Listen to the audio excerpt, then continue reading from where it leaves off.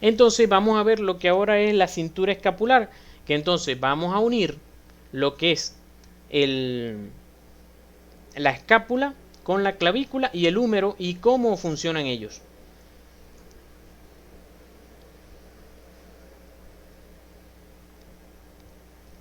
Entonces fíjense, aquí está el esternón, las clavículas se unen a la escápula a través de la articulación acromioclavicular y el húmero, los húmeros. Entonces esto forma, como decir, la pelvis a nivel superior. Así como la pelvis sostiene el miembro inferior, la cintura escapular sostiene al miembro superior. Está puesta encima del tórax, ¿verdad? Y allí se articulan los húmeros.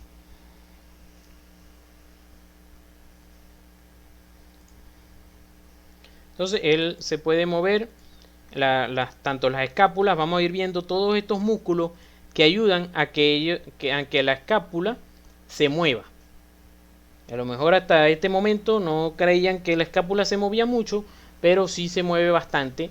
Y cuando, por ejemplo, llevamos el húmero en flexión o en abducción completa, es decir, que llevamos el húmero hacia arriba, él se tiene que mover. Si él no se mueve, el húmero no lo podríamos llevar hasta arriba. Lo vamos a ver un poquito más adelante. Fíjense todos esos movimientos que hace. Y por ejemplo, cuando nosotros estamos caminando, cómo se mueven al compás de la pelvis cuando nosotros vamos caminando. Por ejemplo, vamos a correr, nosotros no podemos correr con los miembros superiores paralizados, corremos mucho más incómodo. Entonces debe haber una sincronía en la marcha entre la pelvis, entre la cintura pelviana y la cintura escapular.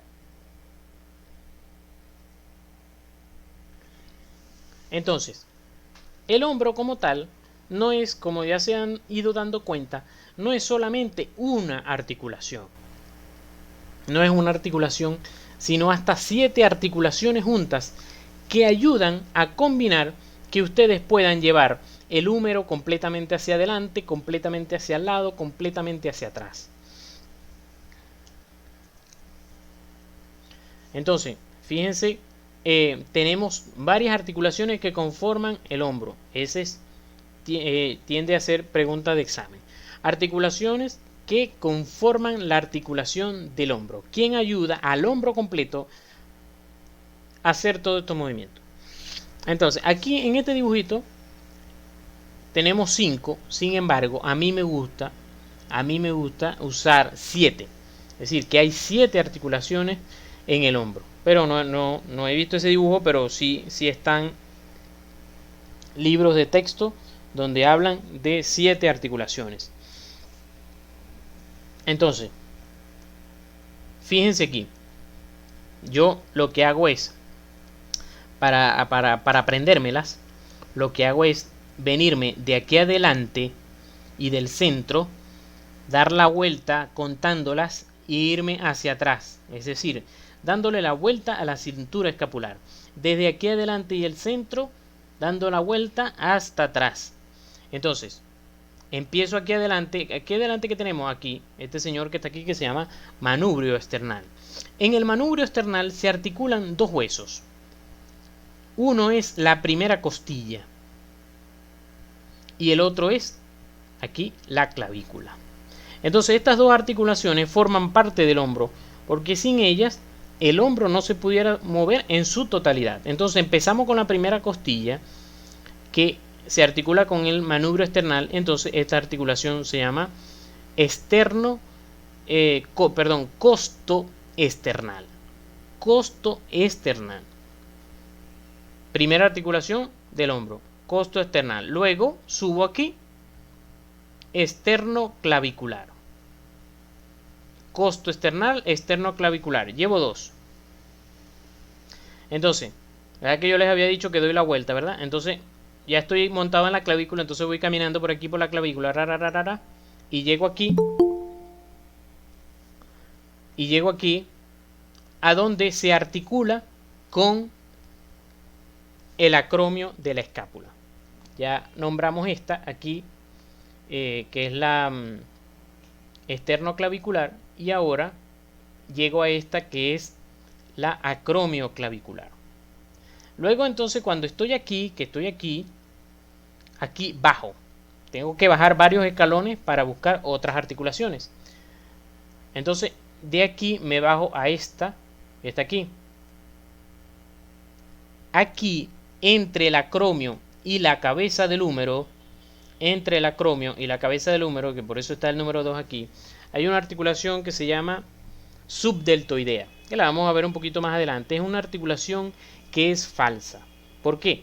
Porque se acuerdan en la clase pasada que les había dicho que una articulación es la unión entre dos huesos que están recubiertos por cartílagos y que esos dos huesos están cubiertos a su vez, envueltos en una cápsula articular.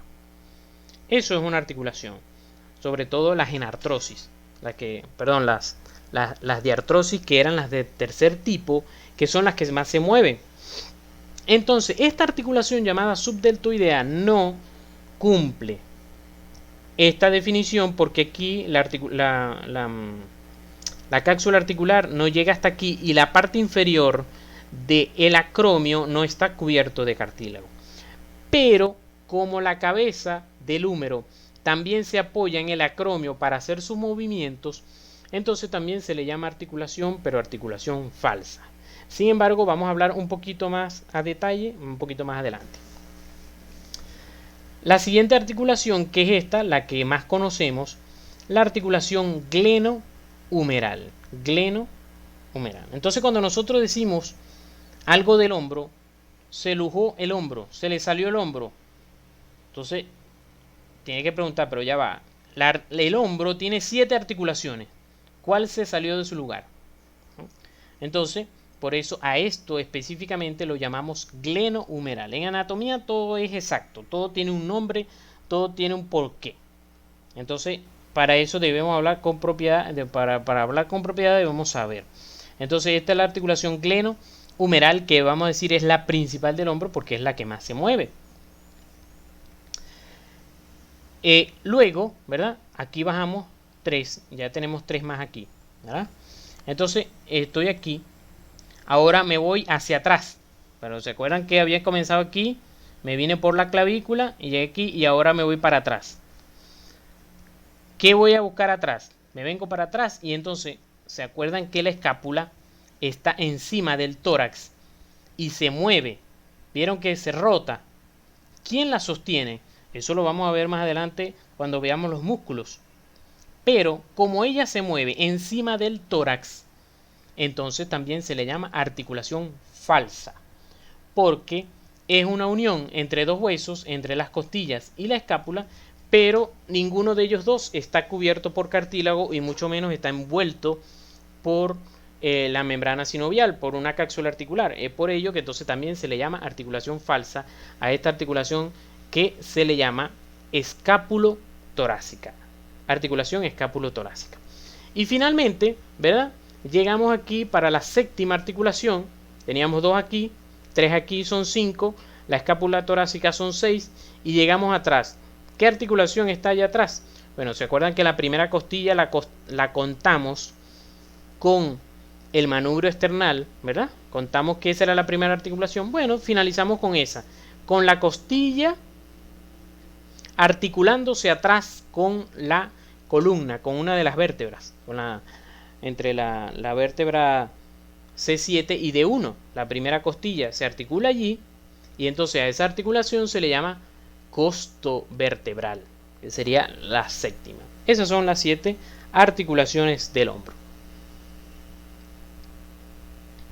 Entonces vamos a ir viendo muy someramente. Algunas las vamos a pasar por encima, viéndolas rapidito, otras un poquito más específicas, todas estas articulaciones. Comenzamos con la esternoclavicular.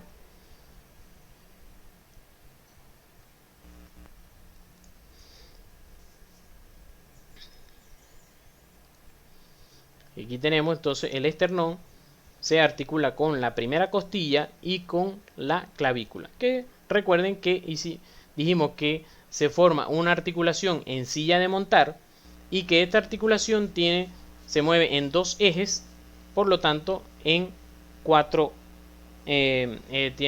movimientos. 2 ejes con 4 movimientos.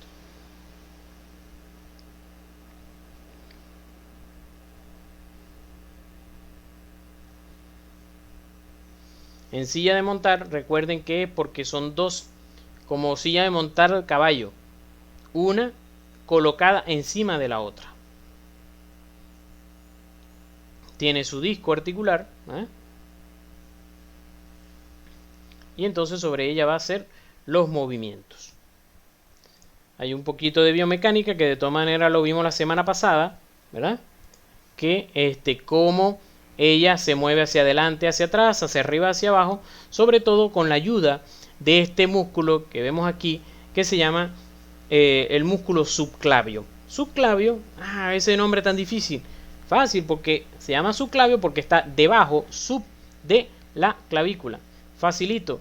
Fíjense que ya se está grabando en su memoria que debajo de la clavícula yo voy a encontrar la primera costilla. Entonces, este músculo va a ir facilito desde la cara inferior de la clavícula hasta la cara superior de la costilla. Desde la cara inferior de la clavícula hasta la cara superior de la primera costilla.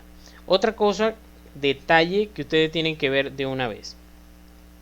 A pesar de que yo no les voy a hablar de tórax, pero que les he hablado varias cosas del tórax, les he hablado del esternón, ahorita que les voy a hablar un poquito de las costillas y de las mismas vértebras de la columna vertebral que hablé.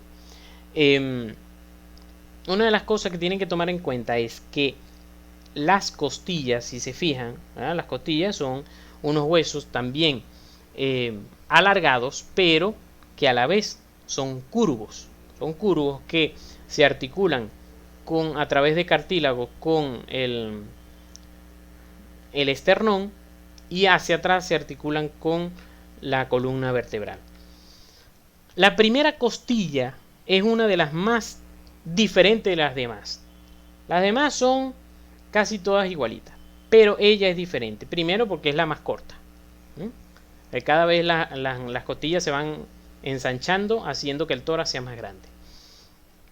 Lo otro de diferente que tienen que destacar desde ahorita en anatomía es que la primera costilla tiene una cara superior, que es la que ven aquí, y una cara por debajo, que entonces se va a llamar cara inferior. Por ende, entonces esto que ven aquí se va a llamar borde medial. Y a esto, borde lateral. Borde medial porque se está acercando a la línea media.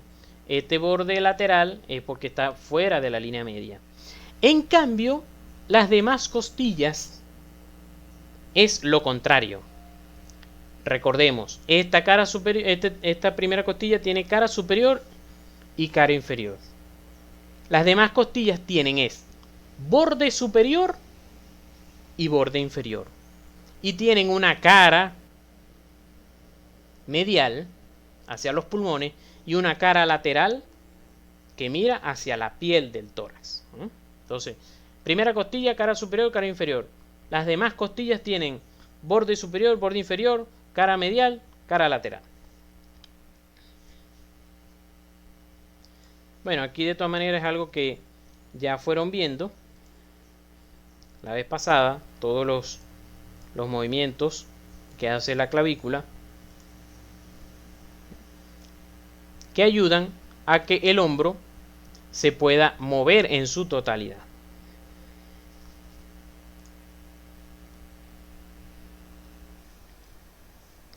La articulación acromioclavicular, que es la que vimos, que es la articulación entre la clavícula y el acromio, que es el final de la espina de la escápula.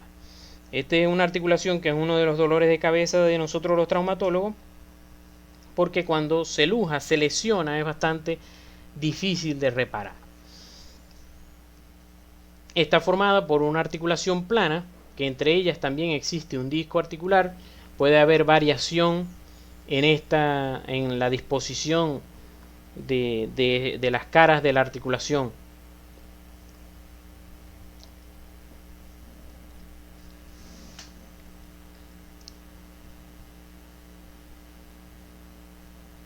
articula. Como les dije, hay un disquito que vamos a colocar allí.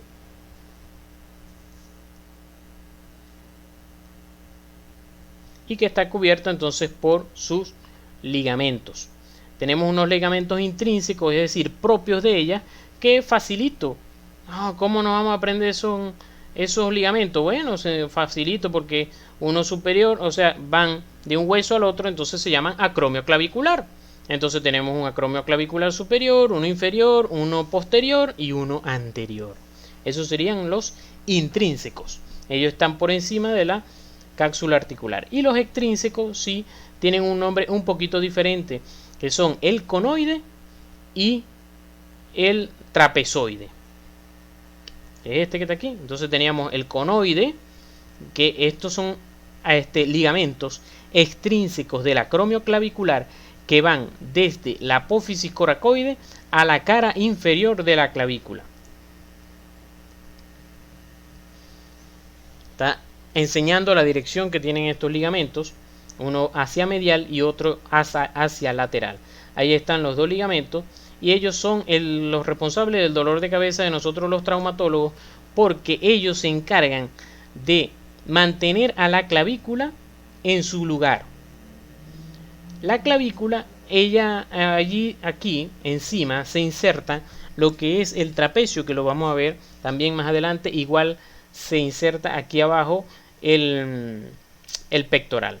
Entonces el juego entre ellos también hace que ella tienda a moverse mucho, pero más el trapecio lo lleva hacia arriba. Por eso cuando se lesionan aquí, se luja la articulación, se lleva la clavícula hacia arriba, y llevarla hacia abajo de nuevo es un problema, porque cuando se lleva hacia arriba por algún traumatismo, se rompen los ligamentos que la mantienen abajo, que son esos dos señores que están aquí, trapezoide y conoide. Y por eso las operaciones que se hacen para reparar esta articulación acromioclavicular se basa en sustituir estos ligamentos, que le van a preguntar en cualquier revista que ustedes estén en revista en un hospital, vean a un paciente con lujación acromioclavicular, le van a preguntar estos dos ligamentos, fijo.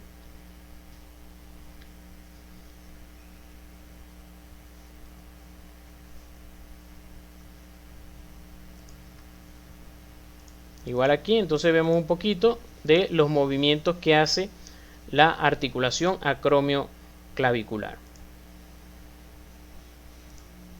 a través de un eje superinferior, el que vimos ahorita, a través de un eje antero-posterior, ¿verdad? Y hasta un eje longitudinal. Pero la verdad es que es bastante limitado el movimiento. Sin embargo, son movimientos importantes para terminar de ayudar a que el hombro se mueva en su totalidad. Entonces aquí vemos, por ejemplo, cuando se cae una persona y se da un traumatismo directo a nivel del hombro, entonces vamos a ver que se tienden a lesionar lo que son el conoide y el trapezoide, que son entonces los responsables de mantener la clavícula abajo. Entonces ella se va a ir hacia arriba y va a haber un daño de la articulación acromioclavicular. ¿Se acuerdan que les dije de la articulación subdeltoidea, que era una de las articulaciones que es falsa? La articulación subdeltoidea entonces ayuda, fíjense, aquí esto es un corte coronal a través de la articulación glenohumeral y a través de la articulación acromioclavicular. Pero lo que nos interesa es, fíjense, la glenoide, fíjense la superficie articular de la glenoides, ella no puede abarcar completamente a la cabeza humeral. Fíjense la cabeza humeral, todo el cartílago que abarca contra este poquitico. Solamente un tercio, o sea, la glenoide solamente abarca un tercio de lo que es la cabeza humeral. Entonces, la glenoide se necesita que lo ayude otra gente. Esta otra gente que se ofreció es el acromio.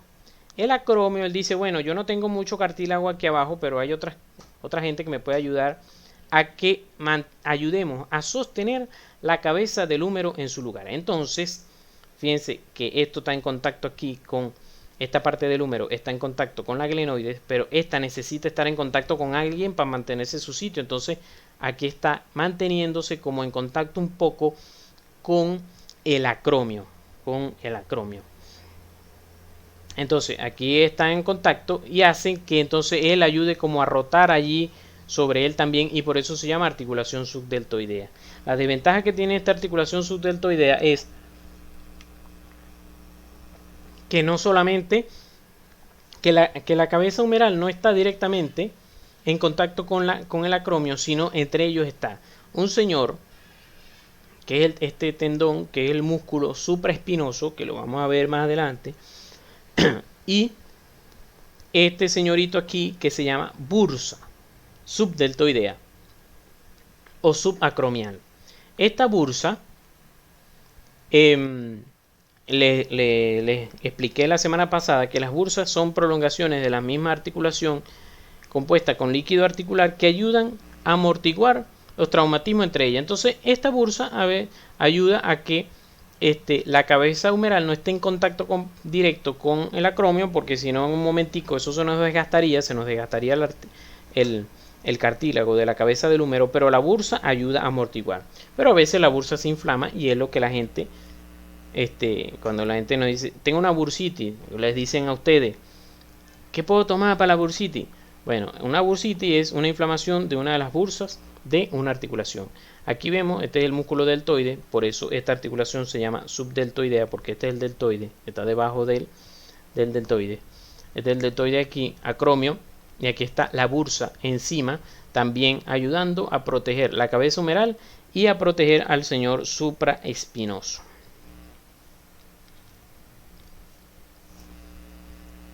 Entonces aquí vemos un poquito del juego que hacen ellos. Articulación subdeltoidea con las bursas, apófisis coracoide, los ligamentos, ¿verdad?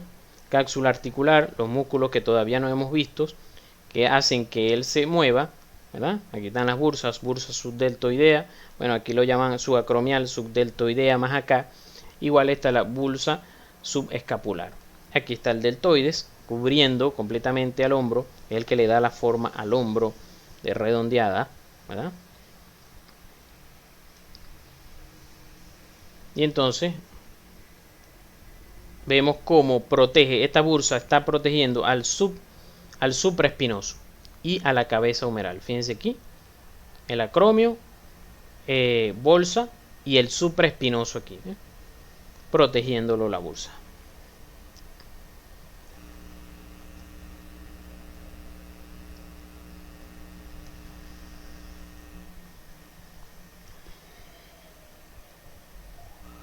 Funciones de las bursas: evitar que hayan esos golpes, eso traumatismo repetitivo, porque si uno lo fuera a hacer una vez, pero imagínense toda la vida, 60, 70 años pegando eso, sobre todo el troquíter con el acromio, llega un momento en que eso se puede gastar, y para eso está la bursa. Sin embargo, muchas personas se enferman de eso, patología, y entonces acuden al médico.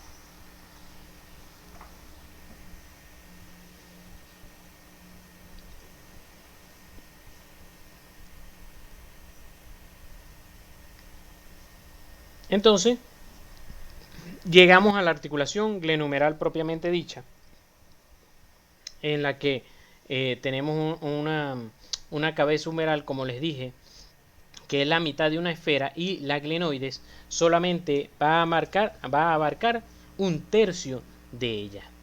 Esta articulación está sostenida por todos estos músculos que vamos a ver, espero verlos el día de hoy, y que abarcan, también está cubierto por la cápsula articular y sostenida por muchos otros ligamentos que vamos a ir viendo.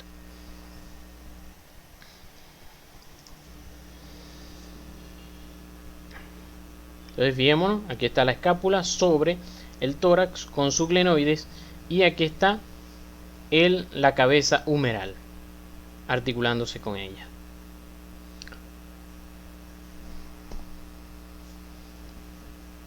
La cabeza humeral está normalmente dirigida hacia arriba, hacia adentro y hacia atrás. En cambio, la cavidad glenoidea está dirigida hacia adelante y hacia lateral, formando un ángulo de 30 grados aproximadamente. Entonces, fíjense cómo, vuelvo y les repito, no abarca completamente a la cabeza humeral. Igualmente tenemos algo que llamamos labrum glenoideo. El labrum glenoideo, ¿verdad?, es un fibrocartílago que es como un prisma. Ahorita lo vamos a cortar, ahorita lo va a cortar el video, y vamos a ver que es como un prisma que entonces tiene una cara, esta cara que da hacia la cabeza del húmero, una cara que da hacia la glenoides, y esta cara que vemos aquí como inferior que da hacia la cápsula articular que los recubre. La función del labrum glenoideo es abarcar más, todavía un poquito más, para ayudarse a abarcar a la cabeza humeral y mantenerla estable.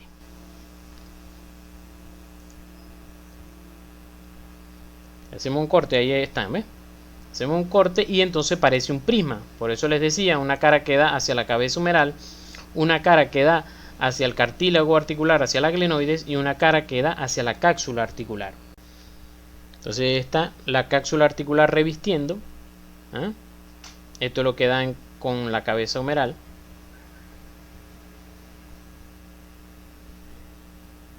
Entonces hay medios de uniones que son la cápsula articular como tal. Que recuerden que les dije que la cápsula articular es una membrana que rodea a la articulación, la mantiene, ayuda a mantenerla estable, y que siempre se inserta debajo de donde está el cartílago articular. Esto está tapizado por la membrana sinovial, que es la que produce el líquido articular. Aquí está el bíceps que tiende a pasar dentro de la articulación. Tenemos entonces el ligamento glenohumeral, ¿verdad?, que va a formar una seta y va a ir por la parte anterior, desde la glenoides hasta el cuello anatómico del húmero,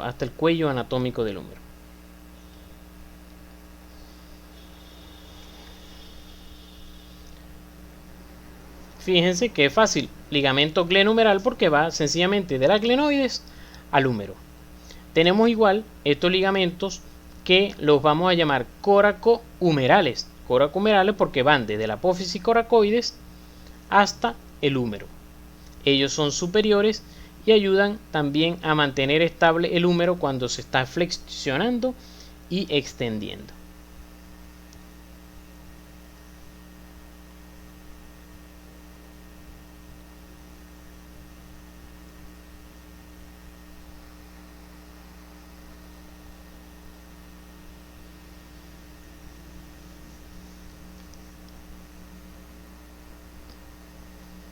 Todos estos ligamentos ayudan a mantener la estabilidad del húmero.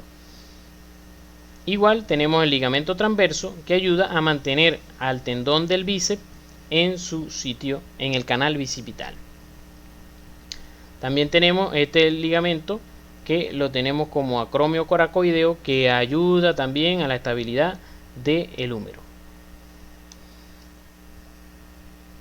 Acromio coracoideo porque va desde el acromio hasta la coracoides. Entonces aquí tenemos una visión de lo que es la cápsula articular. Esto es un húmero izquierdo, por si les parece un poquito raro. Este es un húmero izquierdo, un hombro izquierdo, pues aquí está la articulación acromioclavicular y aquí tenemos la apófisis coracoides.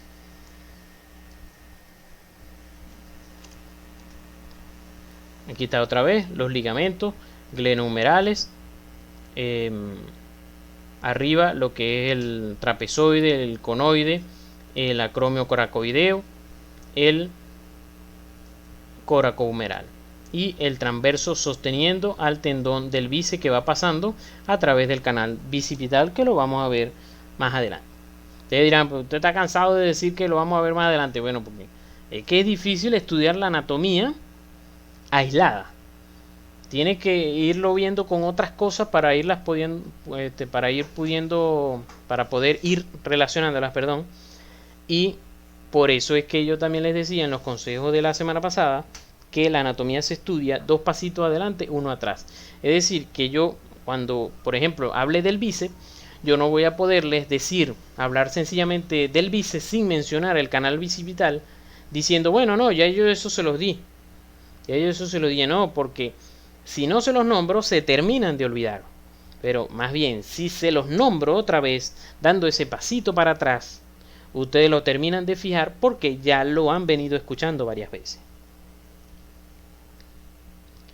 Bueno, aquí vamos a decir que esta es una vista lateral, esta es la glenoides, sacamos el húmero y fíjense todos los músculos que lo rodean con los ligamentos, ¿verdad? Que tenemos la parte de los glenohumerales, perdón, lo que tenemos los ligamentos glenohumerales en la parte anterior. Entonces vamos a empezar con los señores músculos. Recuerden que son 600 músculos que hay en el cuerpo humano. Y entonces, bueno, se lo van a tener que aprender. La idea es que cuando ustedes se terminen Morfo 3, se los hayan aprendido. Pero bueno, la verdad es que es muy difícil haberse los aprendido todo, o por lo menos todos los detalles. Por lo menos los nombres sí mínimo se los tienen que saber, pero los detalles es un poco complicado. Bueno, entonces, cuando ustedes van avanzando en Morfo, ¿verdad? Que ven los primeros temas, introducción a la anatomía, luego ven las articulaciones, ven la columna vertebral, entonces ven estos músculos que se llaman los músculos que unen el esqueleto axial, que dijimos que era el tórax con la columna, unen el esqueleto axial con la cintura escapular. Y estos músculos no los voy a tocar, sino que uno que otro, porque como lo van a ver a cada rato, entonces me destaco más, destaco esos músculos como tal. Entonces, estos músculos, que como les digo, están en el grupo de los músculos dorsales, músculos de la columna, que unen el esqueleto axial con la cintura escapular, están divididos en un grupo superficial, un grupo intermedio y un grupo profundo.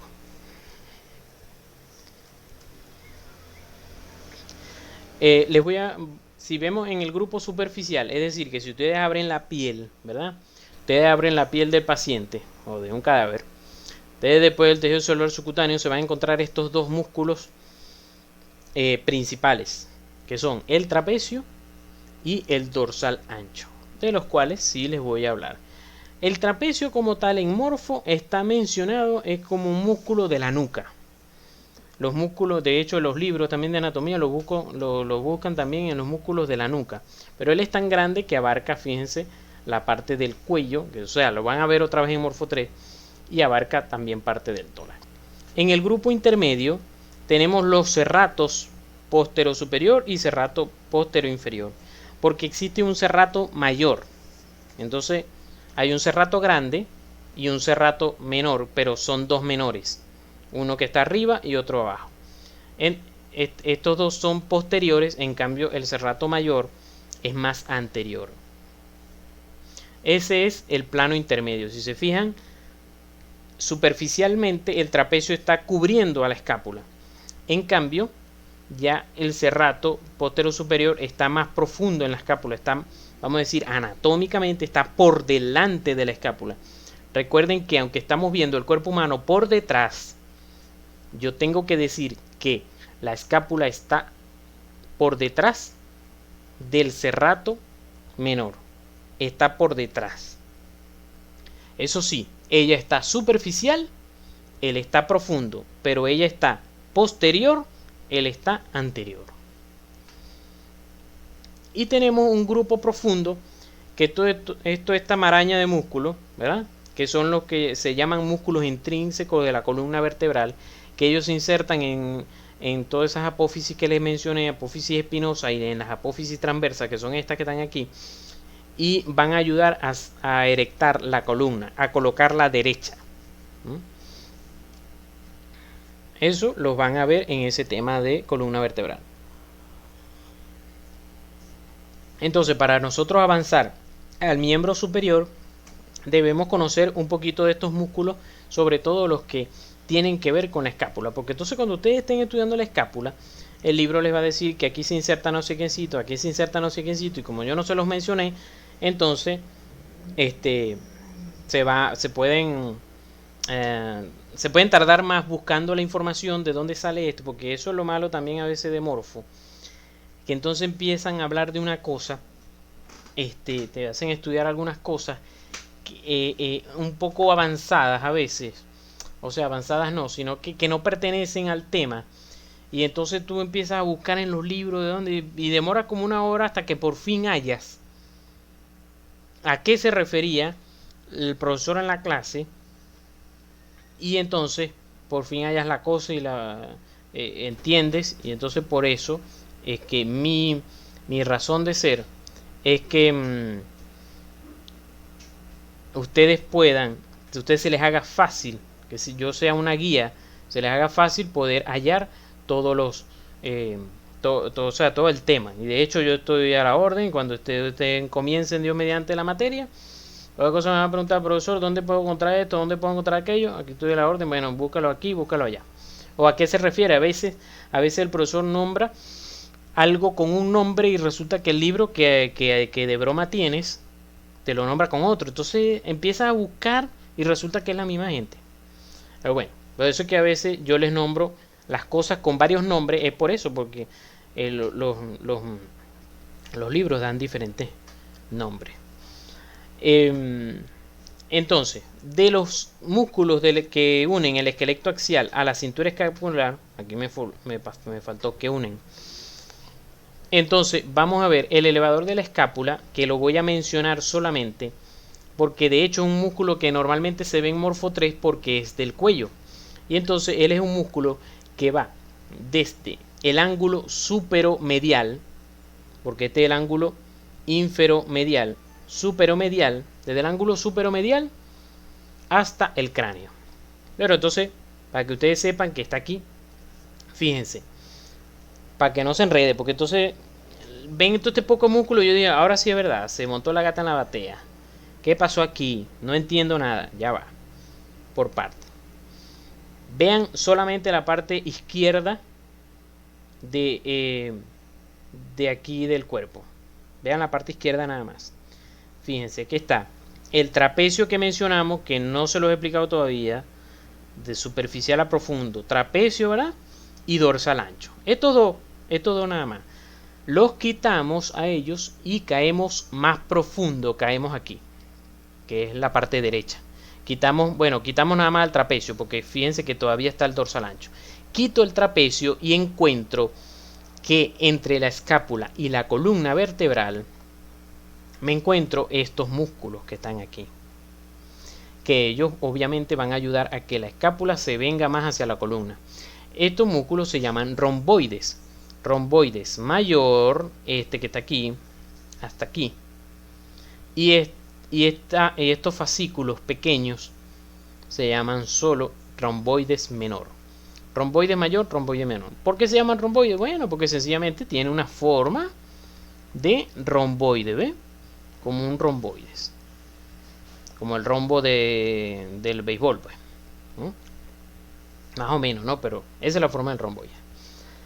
Entonces, como yo les había dicho la semana pasada, de cada músculo ustedes se tienen que aprender su nombrecito, su inserción proximal, es decir, de dónde va, hasta dónde va, ¿ya? Su inserción distal.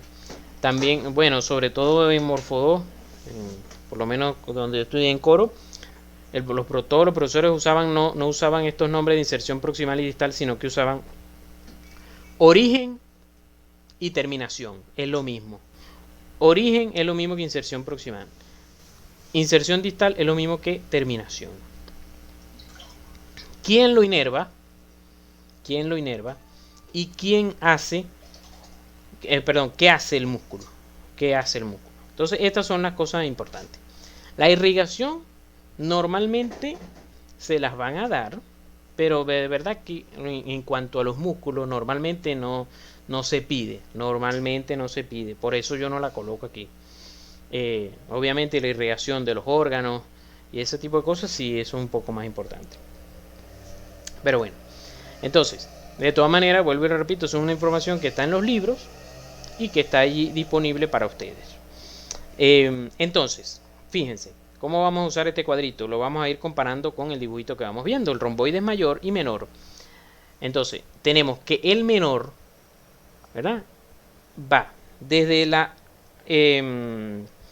cuando coloco así, va desde la vértebra C7. Recordemos, aquí también me faltó como comentarles eso, que la columna, ¿verdad? Se divide, de todas maneras me imagino que saben parte de eso, que la columna se divide en vértebras, que tenemos una zona cervical, tenemos 7 vértebras cervicales, 12 vértebras dorsales que se compaginan con las costillas, 12 vértebras dorsales, 5 lumbares, 5 sacras y 3 o 4 en el coxis. Entonces, cuando decimos apófisis, esta es mi forma de abreviar. Esa es mi forma de abreviar, los libros no lo hacen así. Mi forma de abreviar de Demorfodon, apófisis espinosa, es decir, desde la punta que está atrás, desde la puntica que va hacia atrás de la vértebra, desde la apófisis espinosa de C7, o sea, cuando tiene C7 y un guión, es porque tengo que contar C7, la que está en el medio, y D1. Sin embargo, después de C7 aquí va D1, porque son 7 vértebras cervicales y después vienen las dorsales. De hecho aquí coloqué D, pero las dorsales pueden ser abreviadas como D de dorsales o pueden ser abreviadas como T, que son torácicas. D o T en los libros es lo mismo, o sea, en cuanto a las vértebras. Disculpen de hecho que aquí no me fijé y lo coloqué indiferentemente. Entonces, el menor va de C7 y D1, que serían estas dos vértebras, C7 y D1, su inserción proximal hasta el borde medial de la escápula. Recordemos que la escápula tiene aquí su borde medial de la escápula. Y el romboide mayor, que es todo este, va desde T2, T3, T4, T5, T6, T7. Todas sus fibras se dirigen al borde medial de la escápula también. Por eso es que aquí la inserción proximal sí es diferente, pero la inserción distal es la misma, borde medial de la escápula. Lo inerva este nervio dorsal de la escápula, que es de las ramas colaterales del plexo braquial. Cuando hablemos del plexo braquial, entonces hablaremos mejor de esos nervios. Y su acción es la rotación medial, es decir, que cuando él se contrae, va a hacer que la escápula rote de vueltas hacia lateral, porque esto se va aquí, pero la parte superior, que es la que cuenta, o sea, la parte inferior se va hacia medial, ¿verdad? Pero la parte superior, que es la que se cuenta, se va hacia lateral, se va hacia allá. O sea, ella va a dar vuelta, como decir, si estamos hablando de la escápula derecha, va a dar vuelta en el sentido de las agujas del reloj. La glenoide se va a ir hacia lateral. Y bueno, ayuda también a fijar la escápula a la pared torácica. Igualmente aquí vemos otro dibujo en el que aquí está el trapecio, ¿verdad? Aquí está el trapecio en la parte izquierda, pero en la parte derecha quitamos el trapecio y vemos aquí está cortado el serrato. Esto que ustedes ven aquí, esta línea aquí, está cortado. Estos son los dos romboides. Y en el fondo de ellos, es decir, que si yo quito aquí, si yo abro aquí el romboides, me voy a encontrar el serrato. Que el serrato superior, póstero superior, que es este mismo aquí. El serrato póstero superior, perdón, es este. Pues, este aquí, póstero superior, póstero inferior. Como les dije, de estos músculos que tenemos tres planos, el profundo no lo toqué, pasé al intermedio, ¿verdad? Que les hablé un poquito de los serratos, y en el superficial tenemos a los romboides y al trapecio con el dorsal ancho. Entonces, aquí estamos, elevador de la escápula, romboides mayor y menor, y luego llegamos al trapecio y el dorsal ancho. Cuando ustedes vean aquí en cursiva, es el nombre en latín. Hay veces, sobre todo en el miembro superior, se tiende a aprender los músculos en latín, sobre todo en la parte de cirugía de la mano. Y bueno, en el servicio había un cirujano de la mano que nos hizo aprendernos los músculos en latín, sobre todo del codo hacia abajo. Nos los hizo aprender todo en latín y bueno, he ido tratando de irme los aprendiendo los demás en latín. Pero bueno, aquí entonces les dejo el nombre en cursiva en latín. Entonces, el trapecio es porque tiene forma de trapecio. Recordemos que el trapecio es casi como decir un triángulo, pero que lo cortamos a la mitad, ¿verdad? Lo cortamos a la mitad, entonces por eso queda aquí como un triángulo. Esto sería el triángulo, ¿verdad? Pero aquí está como picado, ¿ves? No tiene su punta. Entonces por eso se llama trapecio. Y dorsal ancho porque si tú ves la parte dorsal del esqueleto, vamos a decir aquí, esta parte aquí izquierda, el más grande es el trapecio y el dorsal ancho. Entonces dorsal ancho porque es magnum, es grande. Entonces por eso también se le llama dorsal ancho. Todos esos nombres ustedes los tienen que ir relacionando. Del trapecio no voy a hablar en este momento, sino algunas láminas más adelante cuando hablemos del deltoides. Porque él me gusta relacionarlo con el deltoide porque es mucho más fácil de aprender. El dorsal ancho, vamos a ver un videito aquí que nos lo va a hacer entender.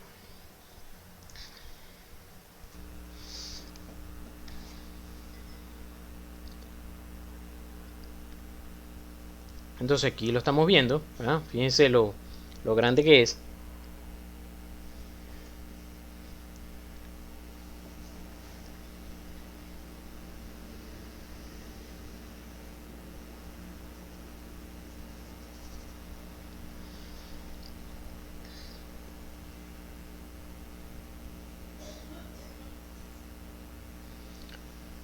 Entonces fíjense, ¿verdad? Él va ¿se acuerdan del romboide que va de la apófisis espinosa de C7 y D1? Bueno, él viene, el dorsal ancho, viene desde las apófisis espinosas de C6 hasta todo el sacro. Fíjense que entonces toda la C6, C7, C8, C6 no, perdón, la apófisis espinosa de D, de las dorsales, dorsal 6, 7, 8, 9, 10, 11, 12. Después vienen las lumbares, L1, L2, L3, L4, L5 y todas las sacras. Desde ahí parten todos. Casi todas las fibras parten de allí, pero hay unas también que parten de este borde de la pelvis. Este borde de la pelvis se llama cresta ilíaca. De la parte posterior de la cresta ilíaca, ¿verdad? Los 3/4 posteriores. Y todas esas fibras se dirigen hacia lateral y hacia arriba. De hecho, fíjense que algunas fibras también salen desde las costillas y se dirigen, fíjense cómo se va dirigiendo hacia arriba y hacia lateral. Algunas fibras también pasan por el ángulo inferior de la escápula. Vuelvo y les repito, yo busco, siempre yo de verdad que yo soy muy flojo y entonces busco ahorrar neuronas. Entonces yo siempre me aprendo trataba de buscar aprenderme lo más importante. Hay veces que me equivoqué, pero hay veces que no. Entonces yo siempre el dorsal ancho me lo aprendí desde C6, desde D6. Me acuerdo de D6 porque D6 es la mitad de 12, porque todas las vértebras dorsales son 12. Entonces, desde la mitad. va de C6, entonces todo el resto entonces de dorsales, todo el resto de lumbares y sacras, parte de la cresta ilíaca, y todas esas fibras se dirigen hacia arriba y hacia afuera buscando al húmero. Así me lo aprendí. Buscando al húmero, y se van a insertar en parte de lo que es este canal. ¿Se acuerdan cómo se llama este canal? El surco bicipital. Surco bicipital. Entonces ahí empieza el juego, porque resulta que ahí se insertan 3 músculos en el surco bicipital. Pero el dorsal ancho es uno de ellos. Ahí está. Entonces ahí están nombrando de una vez los 3 músculos que se insertan en el surco bicipital.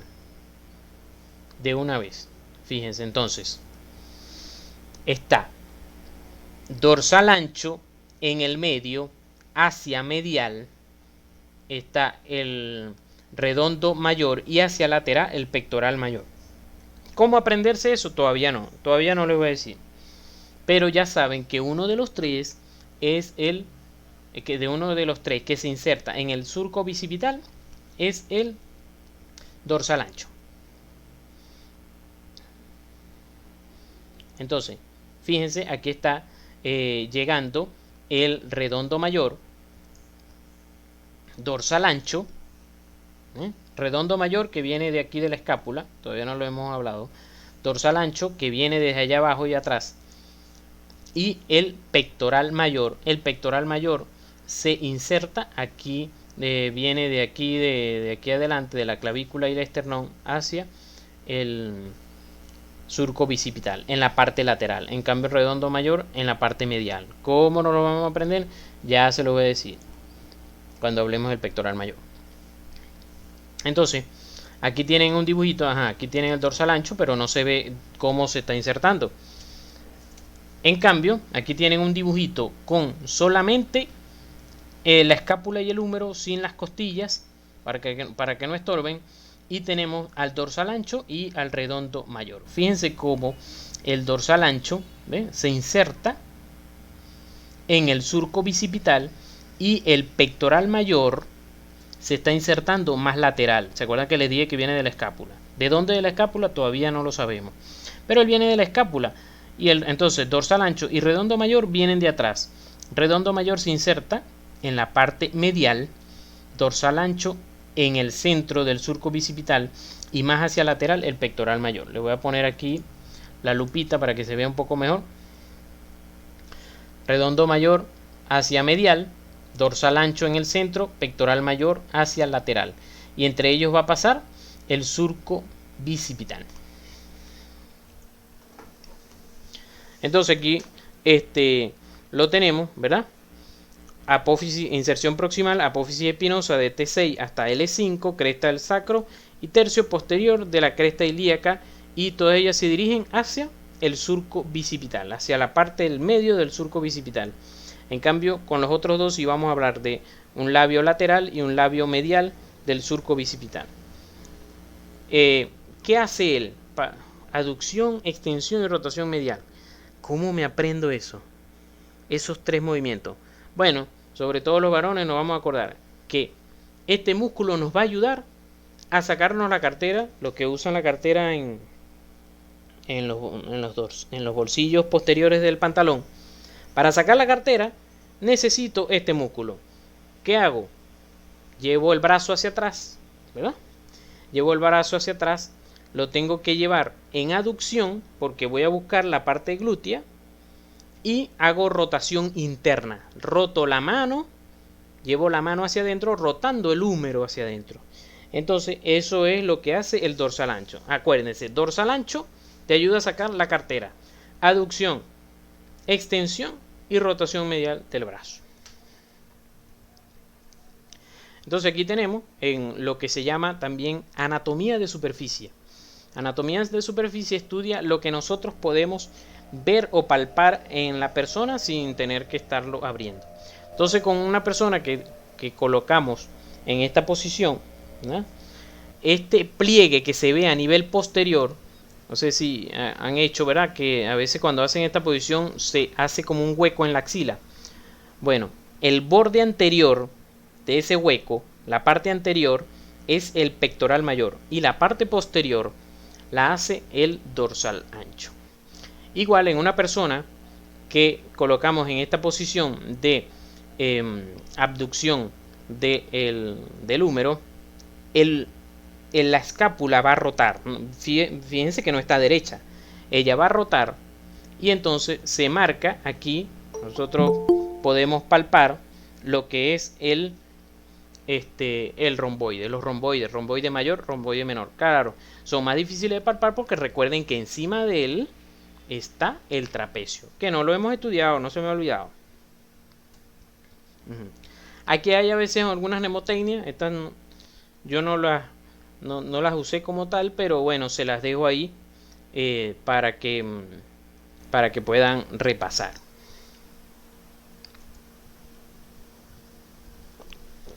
Esto es cuando estábamos estudiando en Morfo 2, lo que les comentaba la semana pasada, que hay veces que hay otras herramientas que nosotros podemos usar en vez de a veces a lo mejor no tienen la accesibilidad en el anatómico porque que si no están los cadáveres, etcétera, o bueno, en esta motivo de pandemia no se pueden reunir así como en ese año. Estaba comentando con mis compañeros de la universidad que me parecía mentira que ya hacen 15 años que pasé por allá, que pasamos por allá por Morfo 2.